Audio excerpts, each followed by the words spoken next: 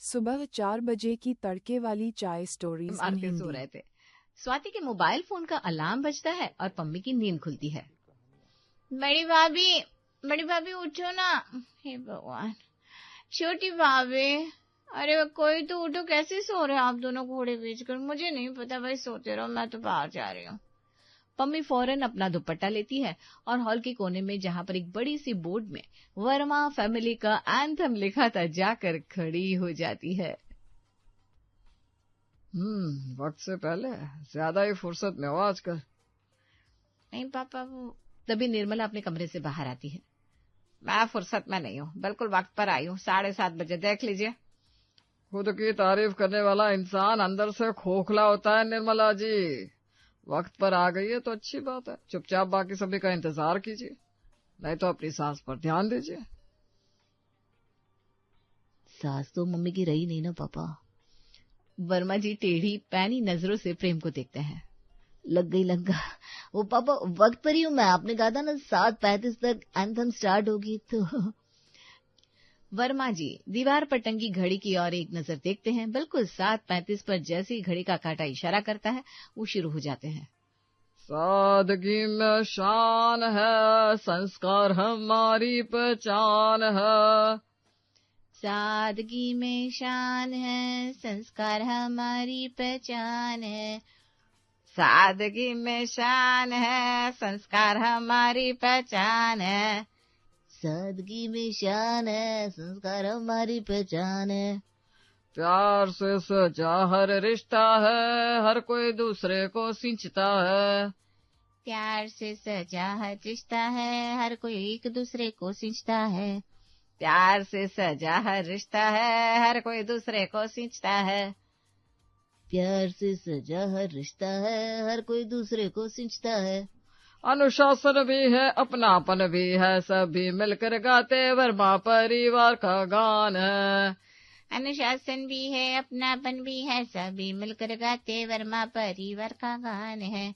Hall से आ रही anthem की आवाज से कमरे में सो रही दोनों बहुओं की नींद टूटती है।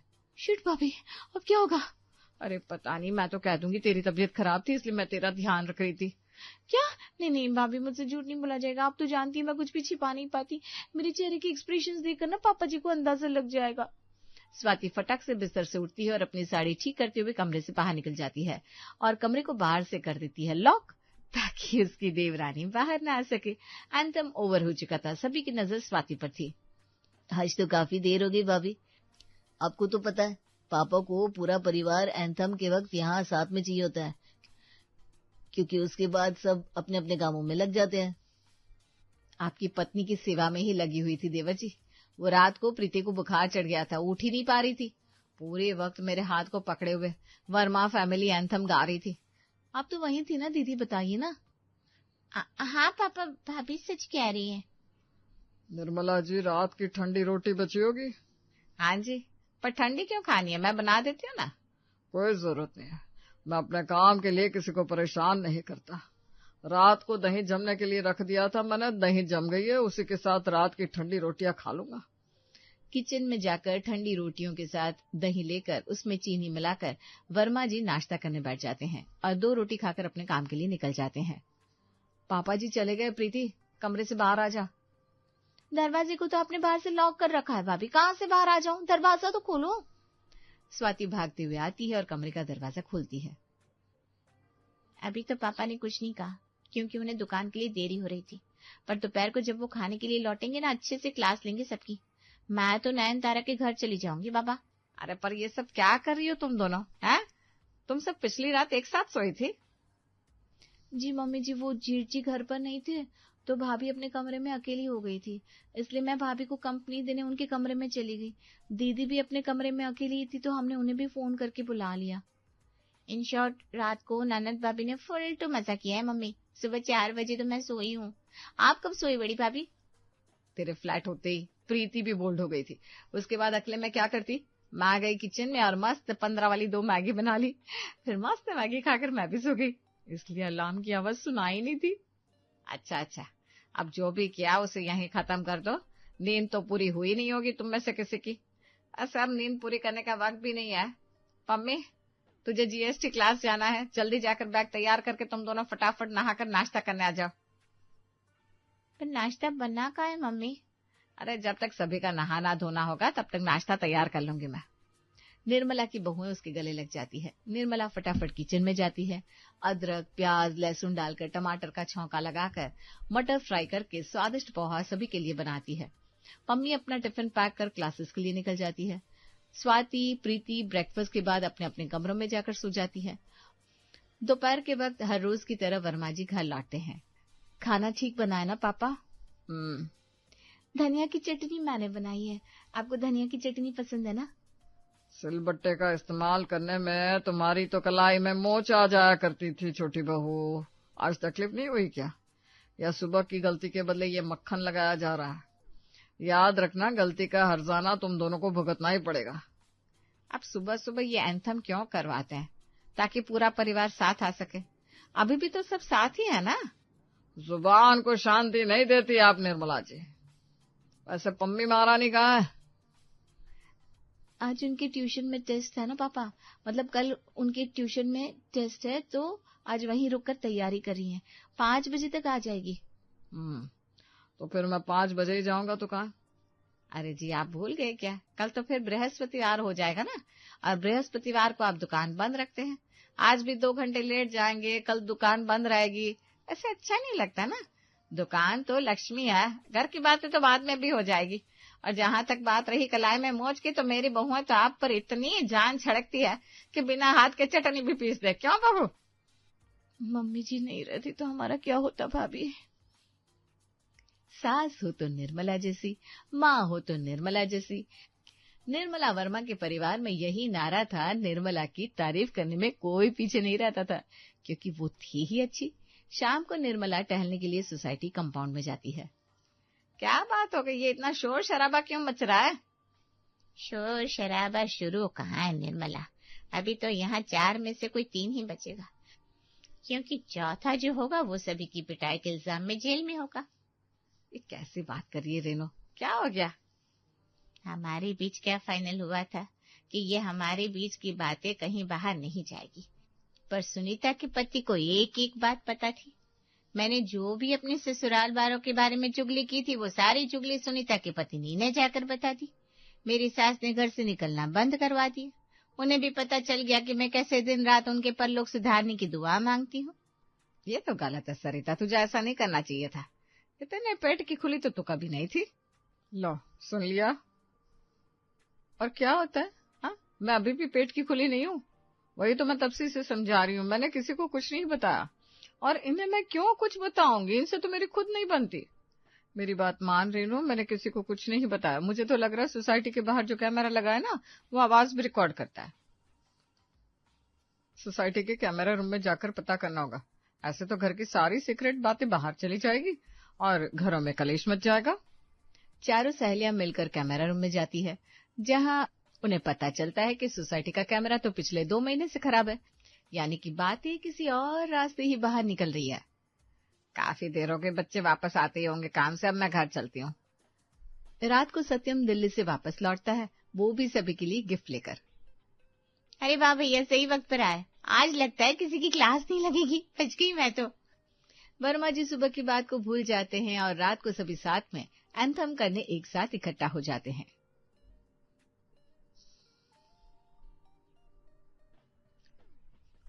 Copy paste. एंथम के कंप्लीट होते ही सभी अपने अपने कमरों में चले जाते हैं। अगले दिन 7:30 बजे फिर से क्लास लगती है, पर आज वर्मा जी का मूड जरा ज्यादा ही गर्म दिख रहा था। दिल्ली तुम्हें मैंने दुकान के काम से भेजा था या दुनिया भर के पैसे उड़ाने के लिए? अरे पैसे कैसे पापा? पैसे तो अब चलते भी नहीं है। फिर भी एज्यूम कर लो कि मैंने पैसे उड़ाए थे, तो वो भी टेक्निकली पॉसिबल नहीं है।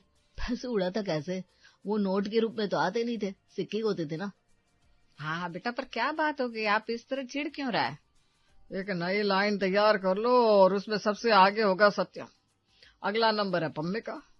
कल तो तुम्हारे जीएसटी की क्लास सिर्फ 2 घंटे की थी, फिर उसके बाद पानी पूरी का मजा लेने तुम यहाँ से वहां भटक रही थी। घर ना आना पड़े तो कभी किसी सहेली के घर तो कभी किसी सहेली के घर। अच्छा नाच लेती हो तो।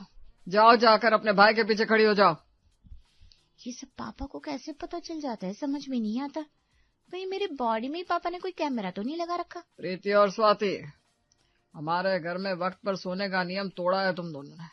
अब अगले 6 महीने के लिए तुम दोनों का मायके जाना बंद। ऐसे कैसे पापा जी, ऐसे मत कीजिए प्लीज। पिछली बार भी मुझे आपने ये सजा दे दी थी, पूरे 1 साल हो जाएगा मुझे बिना मायके गए। इतने कठोर मत बनिए पापा जी, इतने कठोर मत बनिए। सादगी में शान है, संस्कार हमारी पहचान है। एंथम पूरा होने के बाद आज खाना खुद ना लेकर वर्मा जी डाइनिंग पर आकर बैठ जाते हैं। वाह वाह, ये अच्छा है। ससुर कमरे में खाना खा लेता है तो डाइनिंग टेबल को कचरा बना दो। क्या बात होगी पापा जी? तुम मुझसे बात ही मत करो। प्रेम कहाँ है? प्रेम को भेजो। मम्मी जी इधर आइए ना, देखिए ना पापा किस तरह बात कर रहे हैं। स्वाति के रोने की आवाज सुनकर सभी डाइनिंग टेबल के पास इकट्ठा हो जाते हैं। अरे क्या हो गया, मेरी बच्ची को क्यों रुला रहे हैं आप? बिना नहाए सामने आकर खड़ी हो गई। मैं तो नहा धोकर बैठा हूँ, इसलिए मैंने कह दिया मुझे तुमसे बात नहीं करनी। बस इसी बात पर रोने लगी। मैं समझा नहीं पापा। आजकल रोज नाश्ता मैं खुद परोस रहा हूँ। इस कारण नहीं कि मेरा मन करता है, बल्कि इस कारण कि घर की औरतें नहा धोकर तैयार नहीं रहती, फिर बिना नहाए रसोई में जाएंगी, मेरे लिए नाश्ता बनाकर ले आएंगी। और ऐसी गंदगी ना हो मेरे घर में, इसलिए मैं खुद रसोई में जाकर ठंडी रोटी और दही लाकर खा रहा हूँ। पिछले 1 हफ्ते से ये ड्रामा चल रहा है जब से दिल्ली गया है। अच्छा, तो इसलिए आप रोज दही जमा रहे हैं। वैसे पापा, आपको कैसे पता कि भाभी नहा कर नहीं आई है? सुबह सुबह आंख खुलते ही ये तीनों महारानियां आकर यहाँ लाइन में खड़ी हो जाती है। इन्हें क्या लगता है बाल को गीला करने से पापा को पता नहीं चलेगा? सब पता है मुझे। सर्दी खत्म हो गई पर इनका नहाना शुरू नहीं हुआ। निर्मला जी, बाथरूम से गीजर का कनेक्शन काट दिया है मैंने। पहले पम्मी, स्वाति और प्रीति एक एक करके नहाएंगे और उसके बाद ही रसोई में जाएंगी। तीनों ननद भाभी एक दूसरे को देखती रह जाती है। गर्म पानी से तो नहाने का मन नहीं करता मेरा, और अब ठंडे पानी से नहाओ। प्रीति भाभी, ये ना भाई का ही किया जा रहा है। वो नहा लेता है, इसका मतलब ये थोड़ी ना है कि हमारे जीवन की शांति छीनेंगे। जाकर उसे कह दे, अगर हमारी पर्सनल बात बाहर गई ना तो बदला तुझसे लेंगे, और फिर इस तिगड़ी से तू हमेशा के लिए बाहर हो जाएगी। पिक्चर जाना हो या रात को पार्टी करना, तुझे अपने ग्रुप से निकाल देंगे बस। भाभी प्लीज ऐसे मत बोलिए, मैं भी जाकर इनकी खटिया खड़ी करके आती हूँ। प्रीति तुरंत अपने कमरे में जाती है और प्रेम को धर दबोचती है। अरे मेरी जान, मुझे कैसे पता होगा कि भाभी झूठ बोल रही है? मुझे तो बस ये पता कि तुम नहीं नहाते। भाभी के बारे में तो तुमने मुझे कभी बताया कहाँ? पापा जी ने तो भाभी पर आरोप लगाया था ना। अरे हाँ, ये तो मैंने सोचा ही नहीं। मुझे माफ कर दीजिए, मुझे लगा आपने पापा के कान भरे हैं मेरे खिलाफ। अब तुम नहा लोगी तो तुम्हारे पसीने की बदबू मुझे बर्दाश्त नहीं करनी पड़ेगी। अब तो गर्मी में ज्यादा हो गई है ना, चलो जल्दी से नहा लो, वरना पता नहीं पापा का गुस्सा क्या रूप ले ले। स्वाति नहा धोकर किचन में जाती है और अपने ससुर जी के लिए आलू की सब्जी और पराठे बनाकर ले आती है। पिछली रात को ही सारी तैयारी करके रखी थी बहू, फिर भी इतनी देर ही लग गई। बताओ क्या? स्वाति का गला सूख जाता है। वो अपने चारों ओर देखने लगती है, कहीं उसके आसपास कैमरा तो नहीं लगा हुआ है। कहीं कैमरा नहीं लगा। कैमरा ये मेरी 2 आंखें ही है। महीने के पैसे ज्यादा दे देता हूँ क्या मैं? क्योंकि उसी सब्जी को घुमा फिरा कर तुम लोग अच्छा खासा पैसे बचा लेती हो। अब से तुम्हें जो रसोई में इस्तेमाल करने के लिए 20,000 मिलते थे, 20 की जगह 15 ही मिलेंगे। आज सुबह सुबह सभी के पसीने छुड़ाकर वर्मा जी अपनी दुकान के लिए निकल जाते हैं। मोहल्ले से वो गुजर रहे होते हैं कि रेणु के हैंडसेट पर उनकी नजर पड़ती है। फोन तो काफी अच्छा चल रहा है बहन जी। मेरी दुकान पर तो आप जब भी आती है दिल खोल कर बार्गेनिंग करवाती है, और मैं डिस्काउंट दे भी देता हूँ। फिर भी मेरी पीठ पीछे मेरे दुकान के माल की बातें बनाना मुझे समझ में नहीं आता।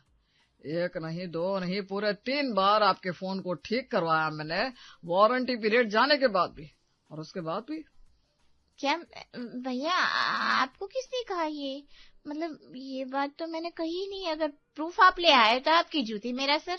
अपनी बहनों पर तो मैं एक उंगली ना उठाऊं, जूती तो दूर की बात है।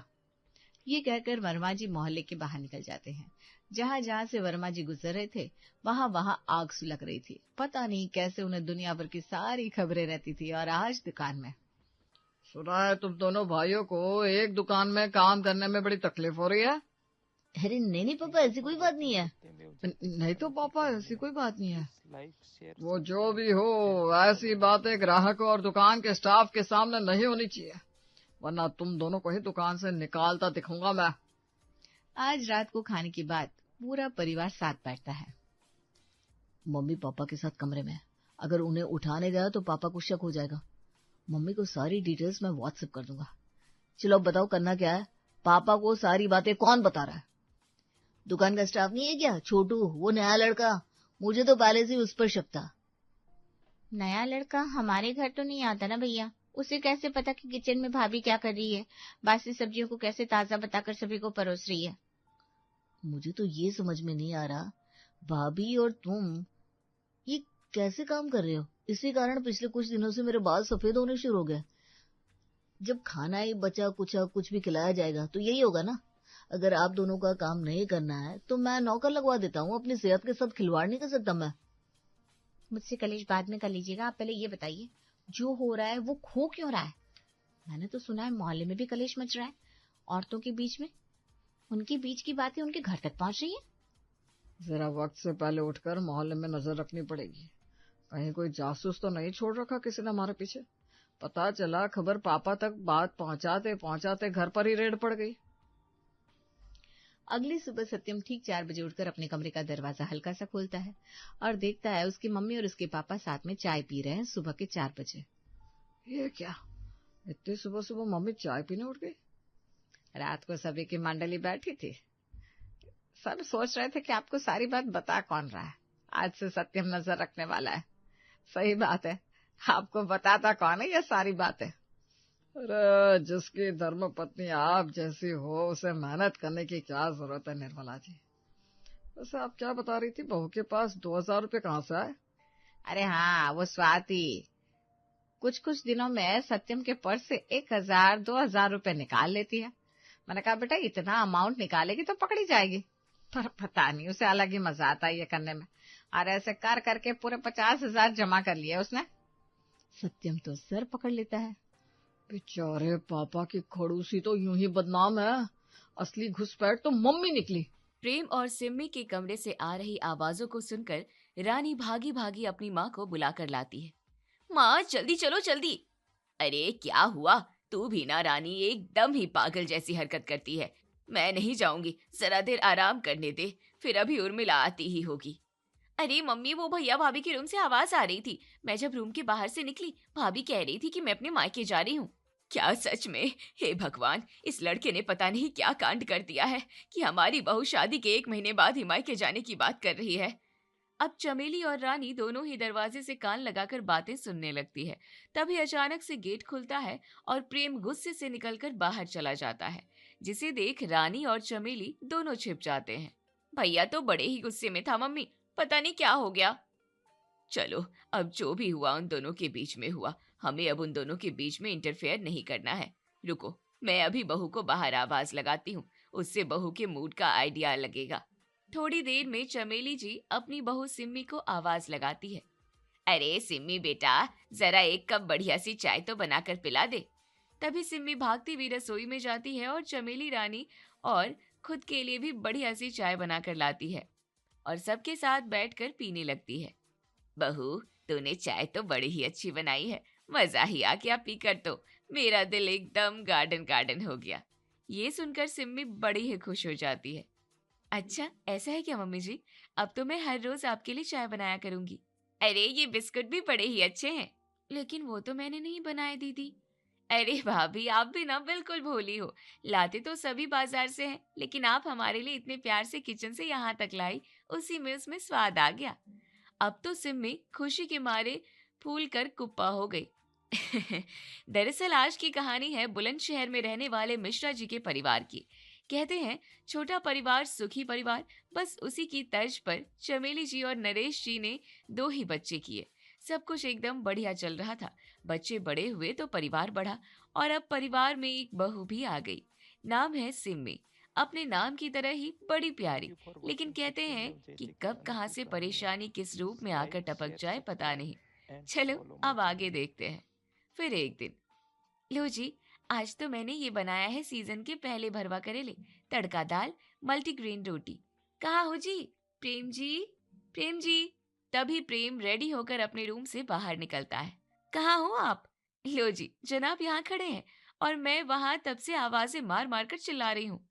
अरे यार, सो सॉरी सिमी। मैं तो कल जल्दी जल्दी में तुम्हें बताना ही भूल गया कि मुझे आज लंच बॉक्स लेकर नहीं जाना था। आज मेरी क्लाइंट के साथ out of the office meeting fix है, तो हम वहीं बैठेंगे और वहीं साथ में लंच करेंगे। ये सुनकर सिम्मी का गुस्सा 7वें आसमान पर जा पहुंचा और सिम्मी के मुंह से निकलता है, मैं अभी जाती हूँ मायके, मुझे यहाँ नहीं रहना है। क्या सिम्मी, फिर तुम वही बात लेके बैठ गई? अरे बाबा, हो गई मुझसे गलती, मैं मान तो रहा हूँ कि मैं तुम्हें कल बताना भूल गया। अब बताओ क्या करूँ? मैं कुछ भी नहीं जानती हूँ, मैं बस अभी मायके जाती हूँ। पति पत्नी के बीच हो रही इस लड़ाई की लपटें अंदर कमरे में बैठे नरेश जी के कानों तक भी बदस्तूर जा रही थी, लेकिन उनको लड़ाई का कारण समझ नहीं आ रहा था। तभी वो जल्दी से फोन उठाकर अपनी धर्मपत्नी को फोन घुमाते हैं। तुम वहां औरतों के साथ पार्क में बैठी इसकी बहू उसकी बहू की चुगली में तल्लीन रहो, यहाँ तुम्हारी खुद की बहू घर से भागी जा रही है। ये सुनकर चमेली जी सत्ते में आ जाती है। क्या भागी जा रही है? लेकिन क्यों भला? ऐसा क्या हो गया? अब आपको पूरा परम ज्ञान फोन पर ही लेना है, तब एक चाहे बहू छोड़कर चली जाए। अरे नहीं नहीं प्रेम के पापा, मैं ऐसा अनर्थ नहीं होने दूंगी, मैं बस अभी आई। तभी चमेली जी वंदे भारत की स्पीड से भागती हुई घर आती है और सबसे पहले जाकर देखती है सिम्मी आराम कर रही थी। फिर चमेली जी मन ही मन सोचती है, अरे ये सिम्मी बहू तो एकदम नॉर्मल काम कर रही है, अब मैं इससे पूछूंगी तो बात बिगड़ सकती है, इसलिए बुझती आग को फिर से क्या सुलगाना। अब जब शांति हो ही गई है तो शांति ही रहने दो। अभी चमेली जी खड़े खड़े अपनी सोच में इतना डूब गई और ऐसे अपनी मुंडी जोर जोर से हिला रही थी जैसे खुद ही सवाल और खुद ही जवाब कर रही हो। तभी सिमी पास आती है। क्या हुआ मम्मी जी, आप किस सोच में डूबी हो? तभी चमेली जी जैसे गहरी सोच से बाहर आती है। आए नहीं नहीं, कुछ भी नहीं, बस ऐसे ही रसोई में तेरे ही पास आ रही थी, तभी कुछ और काम याद आ गया तो वही सोचने लगी। अच्छा मम्मी जी, लेकिन ऐसा क्या काम था जो मुझे भी बता दो, मैं भी तो जानूं। अरे नहीं नहीं बहू, कुछ भी नहीं, मैं भूल ही गई कि मैं क्या सोच रही थी। अच्छा चलो कोई बात नहीं मम्मी जी, इस एज में होता है। अब आप आराम से बैठिए, मैं पापा जी को भी बुला लेती हूँ, सब साथ में बैठकर नाश्ता करो, फिर मुझे घर का बाकी काम भी निपटाना है। हाँ हाँ बेटा, जैसा तू चाहे, तेरी राजी में ही सबकी रजा है। आपको सुबह सुबह क्या हुआ है मम्मी जी, आपकी तबीयत तो ठीक है ना? चमेली जी मन ही मन सोचने लगती है। अरे बहू, तूने ही पूरे शरीर का टेम्परेचर बिगाड़ दिया है। मैं भागते हुए वहां से आई और यहाँ आके तो लगा जैसे कुछ हुआ ही नहीं। लो जी मम्मी जी, तो फिर न जाने कौन सी सोच में डूब गई। अरे अरे नहीं नहीं बहू, कुछ नहीं, मैं तो। अरे छोड़ो मम्मी जी, ये सब बातें तो होती रहेंगी, आप बस दीदी को जगा कर ले आओ, वो अभी तक सो रही हैं, सब एक साथ ही नाश्ता कर ले तो ठीक रहता है।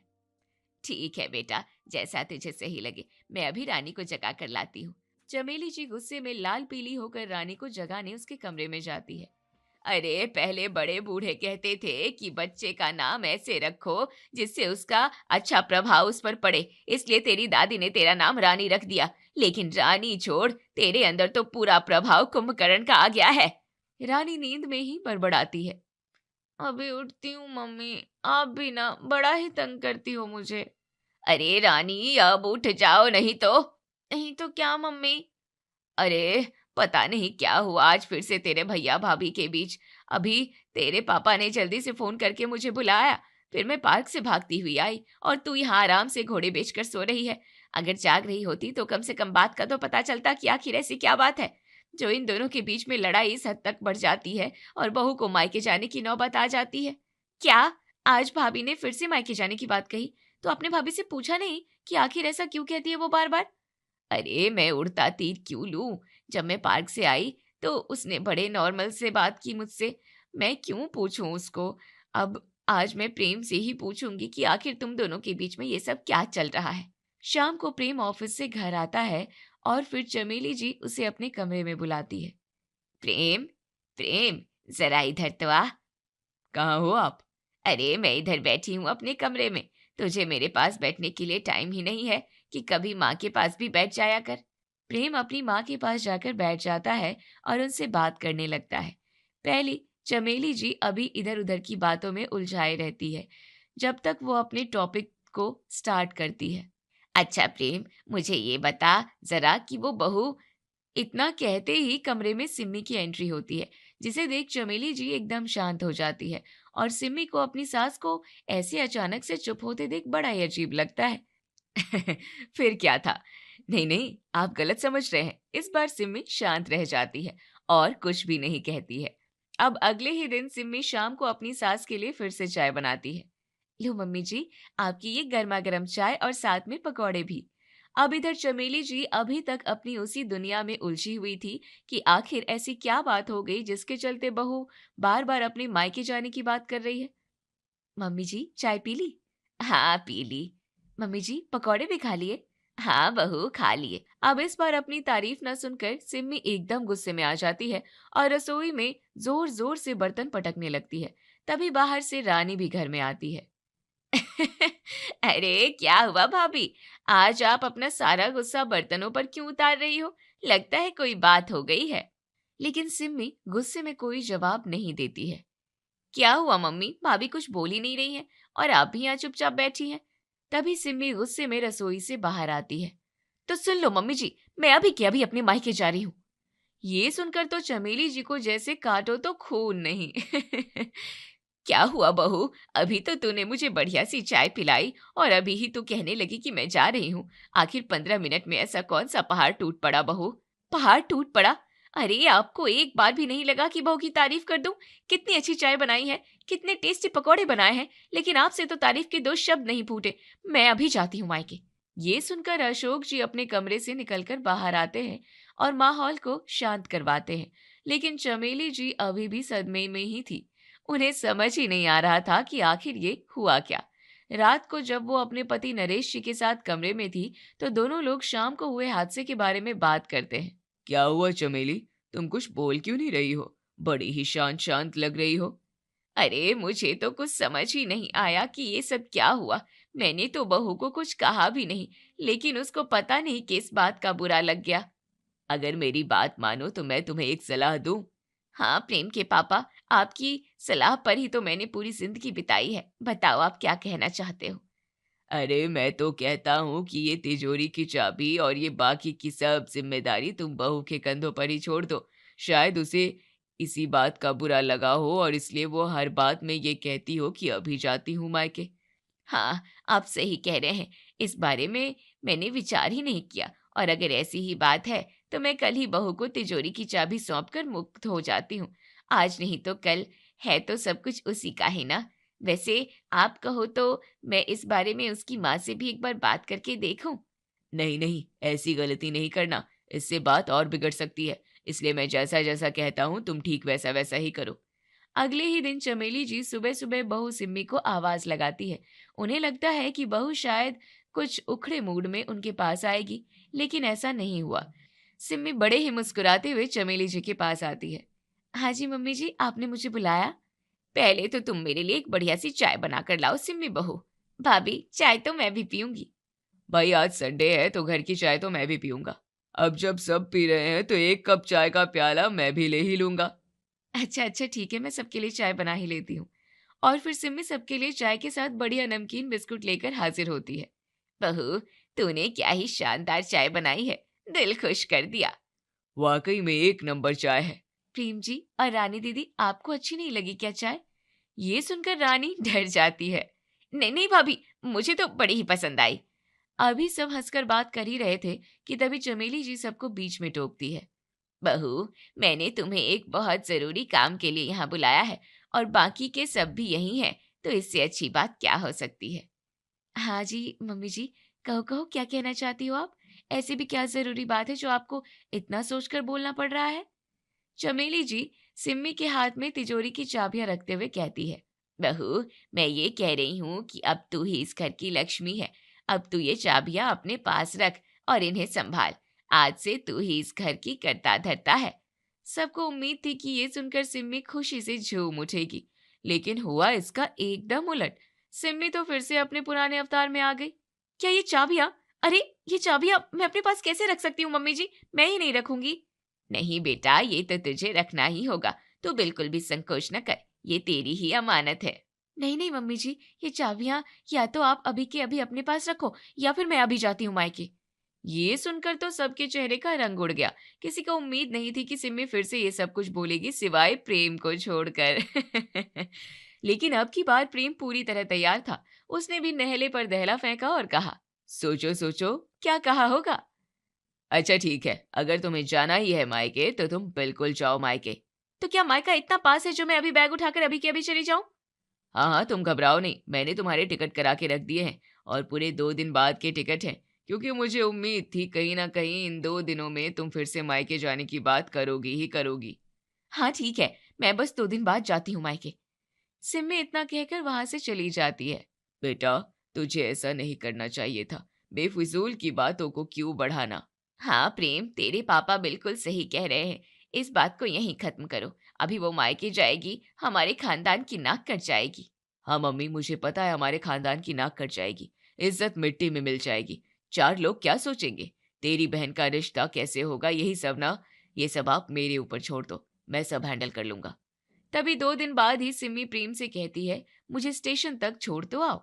मतलब मायके जाने की धमकी आप दो मैडम, और स्टेशन तक छोड़ने भी मैं ही जाऊं? वैसे ये बात कुछ जमी नहीं।